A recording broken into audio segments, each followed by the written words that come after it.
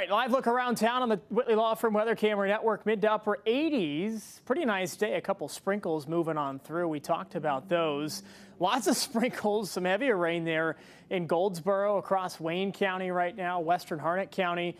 Seeing some heavier rain as well. Of course, this is the first outer rain band of Tropical Storm Chantal. Will not strengthen into a hurricane, will remain a pretty low end tropical storm as it moves closer to us. This morning, this high pressure system was basically on top of us. It's gotten shoved off to the north thanks to Chantal. It's been a really nice day today, though.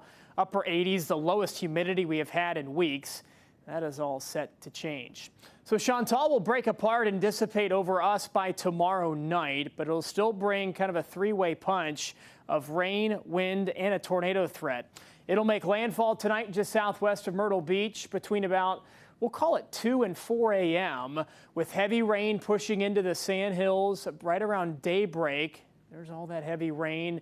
All the showers and thunderstorms with Chantal right now are dislocated all on the northeast quadrant thanks to westerly wind shear. That's why there's really nothing going on the western or southern sides of the storm.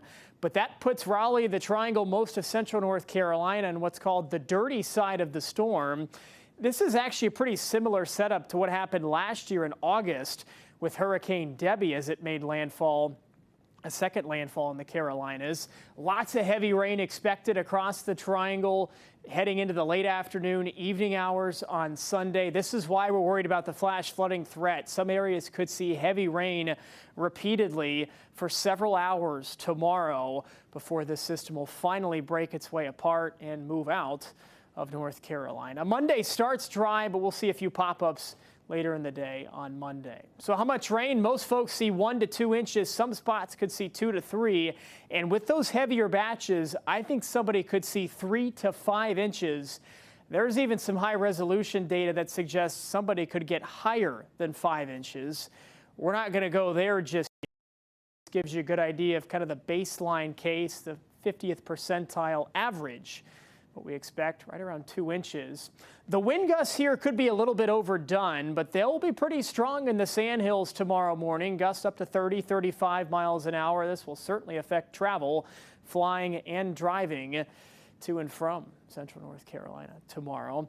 All this moves out. The winds back off heading into Monday.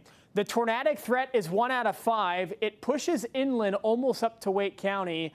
I think this is going to get expanded north across the Triangle by the time we wake up tomorrow morning. But for now, it's mainly confined to our coastal areas. Speaking of the coast, tropical storm warning in effect from Surf City all the way down through Hilton Head.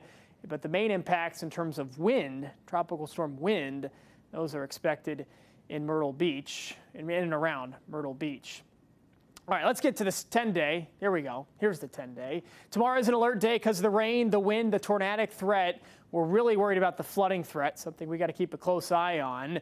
And then there's more rain coming. This is one of the most active stretches we've had in a while. Good rain chances Wednesday, Thursday, Friday, probably lingering into Saturday as well. Hopefully we can dry out by the second half of next weekend. How about 3 degree? We hit 88.